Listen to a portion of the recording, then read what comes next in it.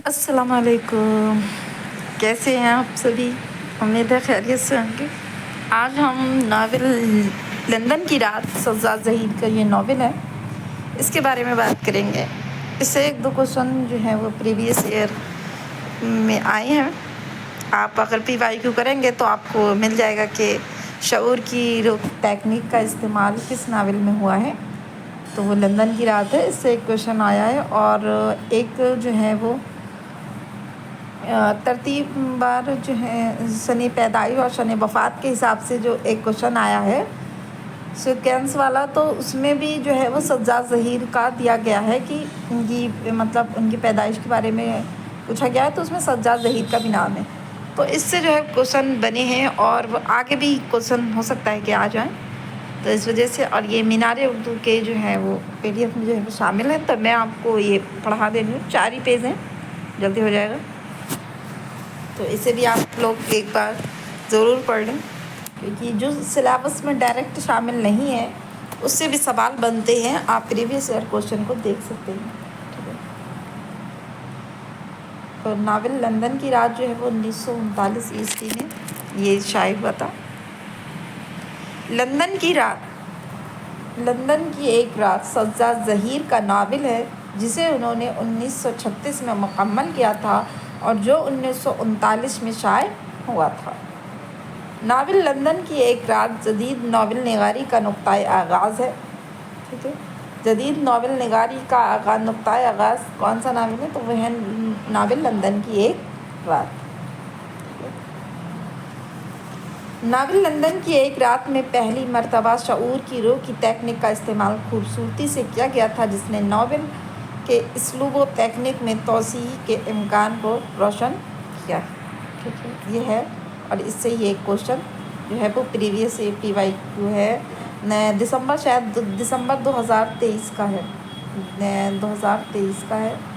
आप लोग उसमें देखना, एक क्वेश्चन ये शऊर की रूह की टेक्निक वाला दिया हुआ है, ठीक है।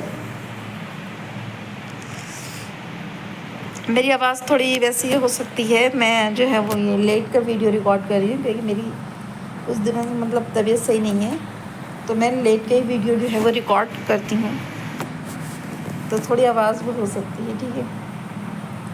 नावल लंदन की एक रात में सज्जाद ज़हीर ने मुतालिका दौर के सियासी और समाजी हालात से मुतासिर तालीम याफ्ता नौजवानों की ज़हनी और कल्बी कैफियत की बेहतरीन अक्कासी की है, ठीक है। जो लंदन की एक रात जो है वो, इसमें जो है शायद इससे एक क्वेश्चन ये भी है कि मैंने देखा है जब मैंने क्वेश्चन किए हैं कि ऐसा कौन सा नावल है जिसमें सिर्फ एक रात का जिक्र है, तो वो ये लंदन की नावल लंदन की एक रात यही है। इसमें जो है वो पूरे रात का ही बयान है, इसमें सिर्फ एक रात का, ठीक है। इसमें सज्जाद ज़हीर ने मुतालिका दौर के सियासी समाजी हालात से मुतासिर तालीम याफ्ता नौजवानों की ज़हनी और कल्बी कैफियत की जो है वो बेहतरीन अक्कासी की है। लोग आपस में जो है गुफ्तगू करते हैं और इसी का पूरा ये बयान है और पूरी एक रात का ही जिक्र है। नावल लंदन की एक रात पर तरक्की पसंदाना मिलान का नुमाया तरीन असर है। बकार अजीम के मुताबिक इस नावल लंदन की एक रात का अंदाज सरतासर फ़िक्री है और फ़िक्री अंदाज ने हिंदुस्तान और उससे बाहर यूरोप के जहन की उलझनों की मुसव्वरी की है। कहीं कहीं इसमें सियासी और मुआशी नुक्ता नज़र की झलक भी है, जो ज़िंदगी से भी ज़्यादा अदब पर छाने की कोशिश में मसरूफ़ है। लंदन की एक रात यूरोप और इंग्लिस्तान के दिए हुए नए फ़न का तर्जुमान बनकर हमारे सामने आया है। डॉक्टर यूसुफ सरमस्त के मुताबिक, ये तो था क्या कहते हैं वक़ार अज़ीम ने जो लिखा है, इसके मुताबिक था वक़ार अज़ीम के मुताबिक। अब डॉक्टर यूसुफ क्या कहते हैं, तो डॉक्टर यूसुफ सरमस्त के मुताबिक इस नावल यानी लंदन की एक रात के ज़रिए हिंदुस्तानी ज़िंदगी के मुख्तलिफ़ रुझानात, अहम मसाइल और नौजवानों की जहनी जज्बाती और नफसियाती हालत कैसे सामने आ जाती है, और ज़िंदगी के ये मुख्तलिफ़ पहलू सिर्फ 125 सफ़े में समेट लिए गए हैं। सज्जाद ज़हीर ने यह कामयाबी शऊर की रूह की टेक्निक को काम में लाकर हासिल की है। आप लोग जो है जब फ्री हों तो आप जो है वो नावल को यूट्यूब से जो है वो सुन सकते हैं, میں نے تو زیادہ تر ناول جو ہیں وہ پڑھے نہیں ہیں. زیادہ تر ناول جو ہے میں نے کیا کہتے ہیں یوٹیوب کی جو ویڈیو ہیں ان سے میں نے جو ہے وہ ہیڈ فون لگا کے کان میں اور یہ جو ہے وہ سنے ہیں، کیونکہ اتنا وقت نہیں تھا کہ میں انہیں پڑھتی. تو اس سے کیا ہوا، ٹائم بھی بچا اور کیا کہتے ہیں اچھے سے پڑھ بھی سکتے ہیں. اگر ٹائم ہے آپ لوگوں کے پاس تو پڑھ لیجئے، ورنہ کیا کہتے ہیں آپ انہیں سن بھی سکتے ہیں، جس سے اچھے سے یہ جو ہے وہ یاد ہو جاتے ہیں. ناول لندن کی رات بھی ابھی جو ایگزام کے بعد میں نے کچھ دنوں پہلے یہ ناول جو ہے وہ میں نے سنا تھا اسی یوٹیوب پر ہی. ناول لندن کی ایک رات میں ہندوستانی نوجوانوں کی کہانی بیان ہوئی ہے جو متوسط طبقے سے تعلق رکھتے ہیں. ناول لندن کی ایک رات میں توجہ کا مرکز واقعات کی جگہ جو ہے وہ کردار ہیں. ٹھیک ہے، ناول لندن کی، اور یہ ہندوستانی جو نوجوانوں نے لکھا ہے نا انہیں کی کہانی جو ہے وہ بیان ہوئی ہے اس میں. ناول لندن کی ایک رات کے تمام کردار طالب علم ہیں جو لندن میں جو پڑھنے کے لیے ہیں وہی طالب علم ہیں. کرداروں کی پہچان. ناول لندن کی ایک رات کے مرکزی کردار نعیم اور شیلا گرین ہیں. ٹھیک ہے، یہ نعیم ہے اور شیلا ہے.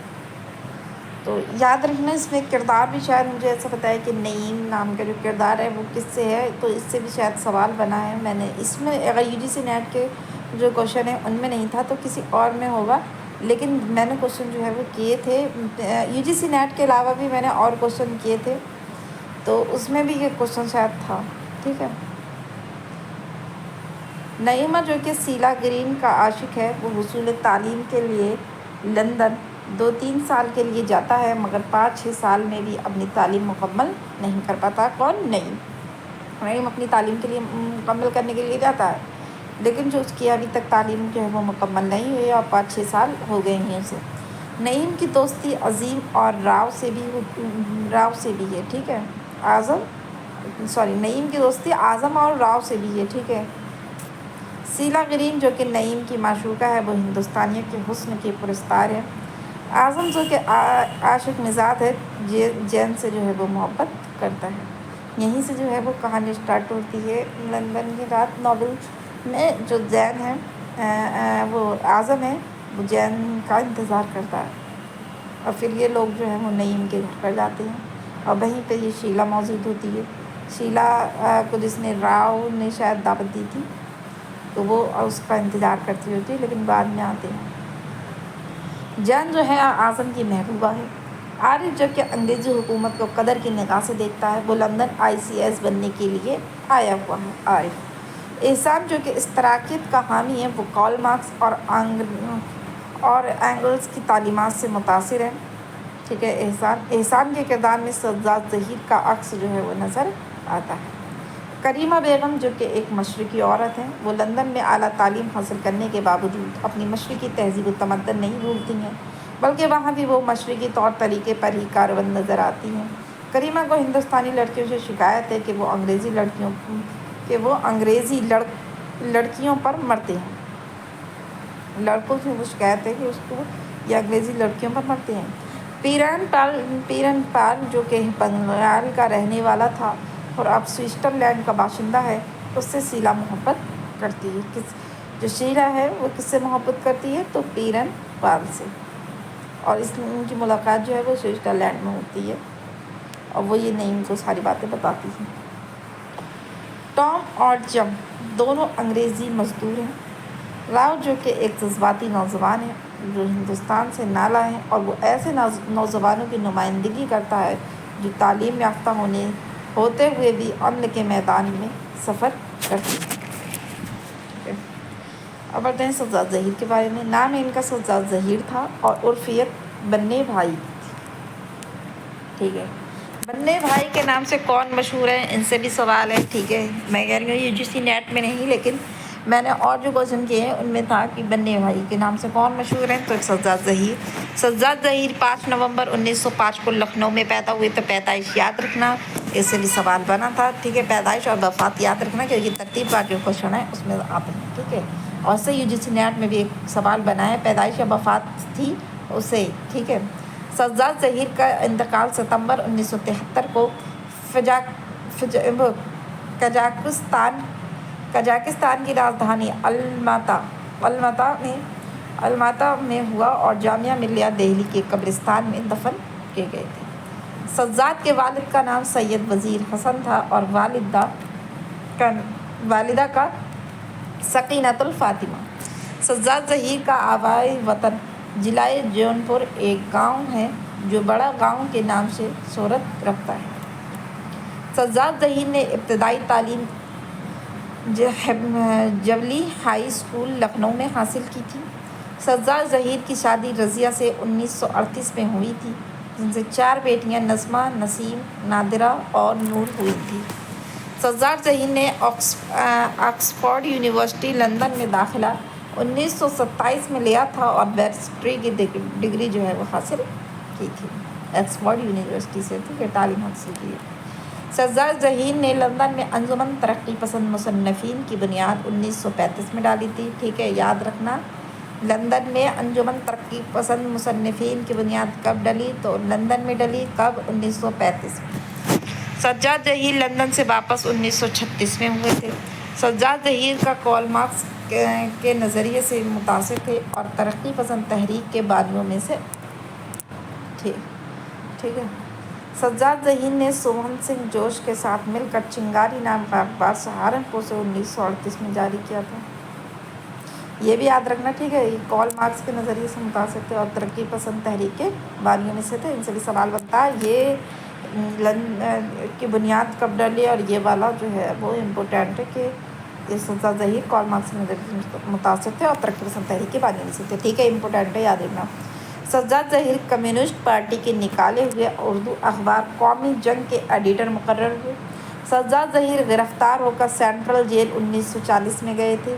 سجاد ظہیر کو حکومت پاکستان نے 1951 میں گرفتار کیا تھا۔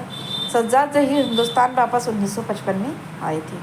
سجاد ظہیر نے ہفتہ وار اخبار اردو اخبار عوامی دور 1959 میں جاری کیا تھا۔ سجاد ظہیر نے حیات کے نام سے ایک پرچہ 1963 میں جاری کیا تھا۔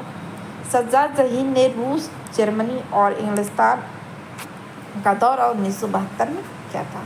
نوجوان ترقی پسند شاعروں کی منفی شاعری پر تنقید کرتے ہوئے سجاد ظہیر نے لکھا ہے کہ انقلاب کی اس خوبی تصویر میں رومانیت جھلکتی ہے۔ یہ ایک طرح کی ادبی دہشت گردی ہے۔ یہ ایک ذہنی اور جذباتی ولولہ ہے جو ایک درمیانی طبقہ کے انقلاب پرست نوجوان کے لیے ابتدا میں شاید جائز ہو تو ہو، جس سے ایک اس طرح کی شاعر کو دور رہنا چاہیے۔ تو یہ سجاد ظہیر نے کہا تھا۔ سجاد ظہیر کے کارنامے ان کے ناول ہیں: لندن کی ایک رات 1939 میں، ذکر حافظ، یہ یاد رکھنا، لندن کی رات 1939 میں، ذکر حافظ یہ 1954 میں۔ اس میں سجاد ظہیر نے حافظ شیرازی کے ذہن و فکر کا جائزہ لیا ہے۔ روشنائی 1959 میں سجاد ظہیر کا رپورتاج ہے۔ اسے ترقی پسند ادب و تحریک کے ارتقاء کی تاریخ بھی کہا جا سکتا ہے۔ تو یاد رکھنا، روشنائی کس کا ہے؟ تو سجاد ظہیر کا۔ کیا ہے یہ؟ ایک رپورتاج ہے۔ ان سے کوشچن سیدھے بن سکتے ہیں، تو ان میں جو ہے وہ دھیان میں رکھنا۔ نقوش زندہ سجاد ظہیر کے خطوط کا مجموعہ ہے اور یہ بھی ویری امپورٹنٹ ہے، اس سے بھی سوال بنتے ہیں نقوش زندہ سے۔ نقوش زندہ کیا ہے؟ تو یہ سجاد ظہیر کے کیا ہے؟ خطوط کا مجموعہ ہے۔ اور نقوش زندہ میں نے پڑھایا ہے، یہ کس کا شعری مجموعہ ہے؟ نقوش زندہ۔ خطوط کا مجموعہ تو سجاد ظہیر کا ہے، نقوش زندہ شعری مجموعہ کس کا ہے وہ آپ لوگ کامنٹ کر کے بتانا۔ یادیں 1940 میں سجاد ظہیر کا رپورتاج ہے، اس میں فلیش بیک تکنیک کا استعمال ہوا ہے۔ یہ بھی ویری امپورٹنٹ ہے۔ یادیں یہ بھی رپورتاج ہے، اور جو بھی روشنائی یہ بھی رپورتاج ہے۔ ٹھیک ہے، یاد رکھنا، یادیں پوچھا جاتا ہے کہ یہ کس کا رپورتاج ہے، تو سجاد ظہیر کا۔ کب لکھا گیا؟ 1940 میں۔ ٹھیک ہے، اور اس میں فلیش بیک تکنیک کا استعمال ہوا ہے، امپورٹنٹ ہے، یاد رکھنا۔ پگھلا نیلم 1964 میں نظموں کا مجموعہ ہے۔ پگھلا نیلم کی کچھ نظمیں: دریا بار، نرالی راتیں، نیا سال، کبھی کبھی، رک جاؤ، تمہاری آنکھیں، تالے۔ جو ڈائریکٹ شامل نہیں ہوتا نا، نشان میں بک پوچھ لیا جاتا ہے، تو یاد رکھنا۔ اہم تنقیدی ان کے مضامین ہیں: اردو کی جدید انقلابی شاعری، اردو ہندی ہندوستانی، یہ ہیں ان کے اہم تنقیدی مضامین۔ سجاد ظہیر نے 10 افسانوں کا مجموعہ انگارے ترتیب دیا تھا جو 1932 میں شائع ہوا۔ انگارے میں شامل رشید جہاں، احمد علی، محمود الظفر کے افسانوں کے علاوہ 5 افسانے سجاد ظہیر کے ہیں: نیند نہیں آتی، جنت کی بشارت، گرمیوں کی رات دلاری، پھر یہ ہنگامہ۔ گرمیوں کی رات رسالت جامعہ میں 1930 میں شائع ہوا تھا۔ گرمیوں کی رات، ٹھیک ہے۔ یہ سجاد ظہیر کے 10 افسانوں کا مجموعہ کیا ہے؟ انگارے۔ انہوں نے کیا کرتا ترتیب دیا تھا جو 1932 میں شائع ہوا۔ انگارے سے بھی کوشچن بنتا ہے کہ انگارے کب شائع ہوا؟ تو 1932 میں شائع ہوا، ٹھیک ہے۔ اور انگارے میں شامل جو ہیں کون تھے شامل؟ تو رشید جہاں کے 2 تھے، احمد علی کا 1 افسانہ تھا اور محمود الظفر کے 2 افسانے تھے۔ اس کے علاوہ 5 افسانے سجاد ظہیر کے ہیں: نیند نہیں آتی، جنت کی بشارت، گرمیوں کی رات دلاری اور پھر یہ ہنگامہ۔ تو یہ امپورٹنٹ ہے، تو یاد رکھنا، ان سے بھی سوال بن سکتے ہیں آگے آنے والے ایگزامس میں، اور بھی جو ہیں وہ ایگزامس میں ان سے کوشچن آ سکتے ہیں، تو یاد رکھنا۔ اور نیکسٹ کلاس میں ہم ٹیڑھی لکیر جو ہے عصمت چغتائی کا ناول ہے، اس کے بارے میں بات کریں گے۔ اور یہ ویڈیو آپ کو کیسی لگی؟ اگر ہماری محنت جو ہے وہ آپ لوگوں کو پسند آتی ہو تو پلیز ویڈیو کو لائک ضرور کیجیے گا، اور اگر جو بھی خامیاں ہیں اس ویڈیو میں تو آپ لوگ کمنٹ کر کے سجھاؤ بھی دے سکتے ہیں، اور کس ٹاپک پر آپ ویڈیو چاہتے ہیں وہ بھی بتا سکتے ہیں، ٹھیک ہے۔ تب تک کے لیے خدا حافظ۔